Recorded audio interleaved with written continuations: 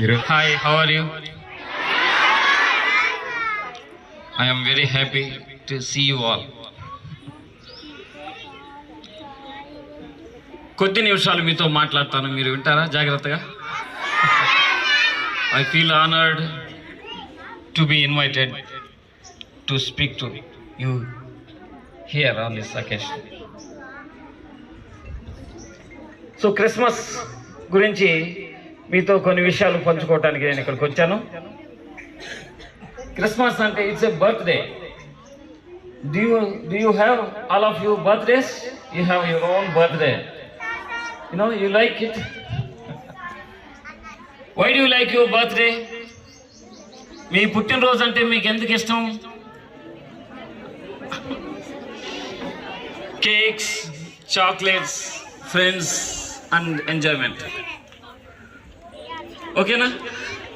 So Christmas is also a birthday of a person called Jesus Christ. ఆయన పుట్టుక యేసుక్రీస్తు ఈ లోకంలోకి జన్మించినప్పుడు ఒక సామాన్యమైనటువంటి కార్పెంటర్ ఫ్యామిలీలో జన్మించాడు. ఆయన క్రీస్తు శకం 2525 సంవత్సరాల క్రితం ఆయన ప్రస్తుతం ఇజ్రాయెల్ కంట్రీ అని పిలువబడుతున్నటువంటి దేశంలో జెరూసలేం అనే సిటీకి దగ్గరలో ఒక చిన్న పల్లెటూరులో జన్మించాడు. ఆయన బర్త్ సామాన్యంగా ఉంది. తర్వాత ఆయన పుట్టి పెరిగాడు. పెరిగిన తర్వాత ఆయన ప్రజల్ని ఇన్ఫ్లుయెన్స్ చేయటం మొదలుపెట్టాడు. ఈ influence the people around him. తన చుట్టూ ఉన్నటువంటి ప్రజలను ఆయన ఇన్ఫ్లుయెన్స్ చేయటం మొదలుపెట్టాడు తన టీచింగ్ ద్వారా. 10th class పీపుల్కి తెలుసు కదా, sermon at Benaras. Sermon at Benaras is given by Buddha. So అదే లెసన్లో మీరు చదివి ఉంటారు, సర్మన్ ఆన్ ది మౌంట్, కొండ మీద ప్రసంగం అనే ప్రసంగాన్ని, అది వరల్డ్ ఫేమస్ ప్రసంగం అన్నమాట.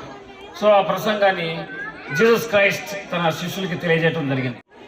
మన జాతి పిత అయినటువంటి మహాత్మా గాంధీజీ కూడా ఆ కొండ మీద ప్రసంగం ద్వారా ఒక చెంప మీద కొడితే ఇంకొక చెంప, ఇట్లా యేసుక్రీస్తు యొక్క జీవితం, ఆయన ప్రసంగం అనేక మందిని ప్రభావితం చేస్తూ ఉంది, చేయబోతూ ఉందన్నమాట.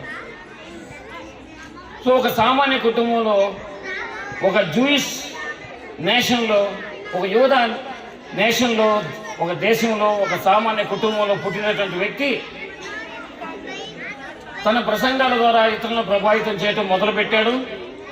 అంతేకాదు ఆయన క్రియలు కూడా అనేక మందిని ఇన్ఫ్లుయెన్స్ చేయటం మొదలుపెట్టాయి. ఆయన అనేక మందిని హీల్ చేశాడు. There is a saying, medicine cures but God heals అనే సేయింగ్ ఉంది కదా.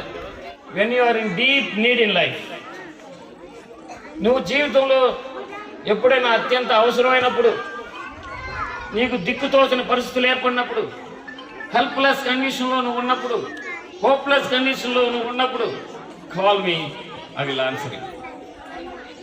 యేసుక్రీస్తు నాకు సహాయం చేయి అని ఒక మాట అంటే ఆయన సజీవుడుగా, నేటికి సజీవుడుగా ఉన్నాడు. ఆయన మన సహాయం కోసం వస్తాడు. తర్వాత ఇలా చెప్పుకుంటూ పోతే ఇంకా ఎన్నో చెప్పొచ్చు. యేసుక్రీస్తు తన చుట్టుపక్కల ఉన్న వాళ్ళని ఎలా ఇన్ఫ్లుయెన్స్ చేశాడో.